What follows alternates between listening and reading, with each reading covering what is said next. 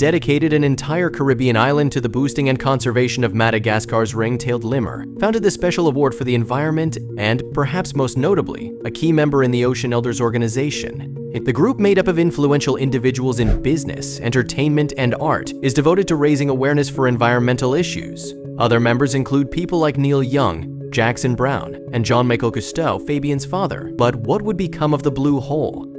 Before we start, smash the like button, make sure to subscribe if you haven't, and hit that notification bell so that you won't miss any new stories.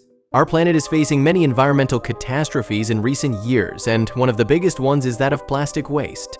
Many influential people have decided to pool their resources together to fight the threat of plastic pollution and join the likes of Branson in fighting the good fight. Hopefully with the financial help and influence of big names like Branson, James Cameron, and others, as well as grassroots organizations made up of volunteers, the oceans will get cleaner over the next few decades. But Belize's blue hole isn't the only blue hole out there. In Egypt, a different blue hole also faces the threat of pollution as well as a different sort of danger to divers. The Red Sea is the northernmost tropical sea on the planet, stretching from Israel in the north all the way down to Yemen in the south. It's a biodiversity hotspot. Its pristine waters and seemingly endless expanses of coral reefs, especially surrounding the Sinai Peninsula, make it one of the best diving destinations on Earth. In Egypt, along the Sinai coast just north of Dahab, the Red Sea boasts its own blue hole. Smaller than Belize's, Sinai's blue hole has a far grimmer reputation than its Mesoamerican counterparts.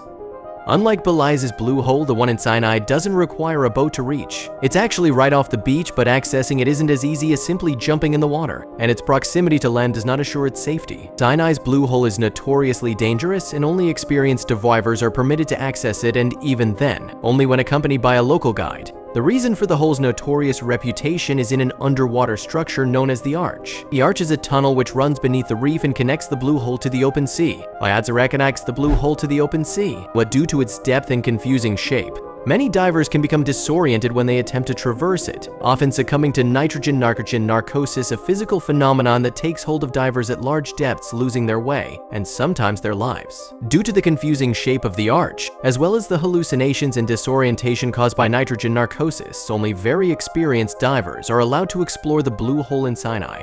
This site is considered one of the most dangerous diving locations in the world, and it is estimated that over 200 people have lost their lives while scuba diving in its hidden depths. But no matter how dangerous this site may be to divers, the dangers humanity poses to it, in the form of pollution, far outweigh it. Cousteau, Branson, and Bergman were surprised that Belize's remote blue hole had been littered to the extent that it had, but even more remote underwater locales have not managed to escape the ravages of pollution.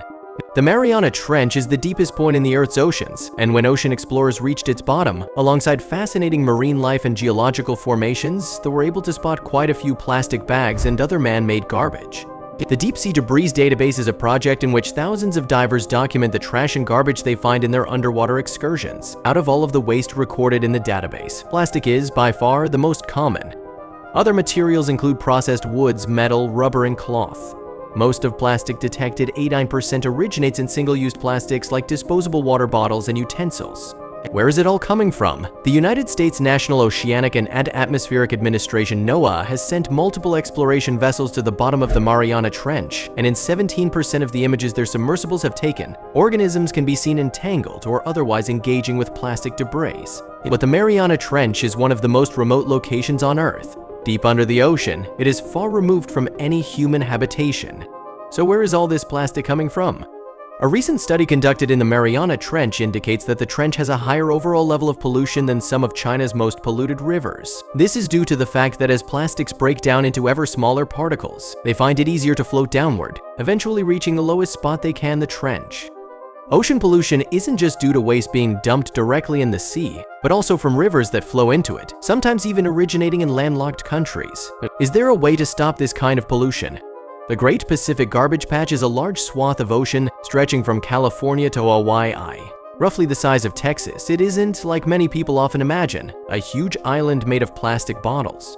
Rather, it is comprised of countless plastic particles that have largely broken down to small flakes. While this may sound like it's a better situation, this couldn't be further from the truth. And the smaller the toxic plastic particles are, the easier they are for marine life to consume, and the harder they are to extract from the water. The plastic fibers found in high concentrations in the Great Pacific Garbage Patch, as well as in other parts of the ocean, can enter the digestive systems and even bloodstreams of marine animals. is indeed, plastic fibers have been found in organisms in nearly every oceanic ecosystem, slowly poisoning an entire populations. Well, but while this may sound tragic, some of you may be wondering how this affects humans. While the ocean may seem distant, the life of every human being is intimately linked with it. So many of the natural products we consume, from fish that we eat all the way to the trees and forests we rely on for oxygen, have an ecological connection to the sea. When our plastic waste hurts and poisons ocean wildlife, it ultimately ends up hurting us as well. Because the deep sea is the lowest point plastic waste can reach, it ends up accumulating there in staggering amounts. This is a very worrying find. Isolating plastic fibers from inside animals from nearly 11 kilometers deep just shows the extent of the problem. It said Dr. Jameson, a researcher studying plastic waste in the ocean. This is global, he went on, explaining this isn't a problem that's localized to just one country or area. Well, plastic fibers have reached tap water, table salt, and other products man consumes, and they're not showing any signs of disappearing. Scientists say that around 8 million tons of plastic are dumped into the world's oceans every year, with over 300 million tons of plastic currently littering the seas. Researchers estimate that by 2050, plastic will outnumber fish in the oceans by mass. Elena Polisian, an oceans campaigner for Greenpeace UK, says that the oceans currently contain around 51 trillion microplastic particles, 500 times more than the number of stars in the Milky Way galaxy. If we don't act fast, the ecological ramifications of this will be dire indeed. While the numbers and research paint a depressing picture of the world's oceans, we can still take action to change the situation around.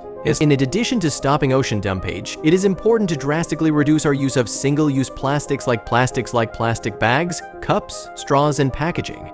If you want to be more proactive, you can actively stop supporting companies which use single-use plastics and support instead industries that have turned to biodegradable, sustainable alternatives.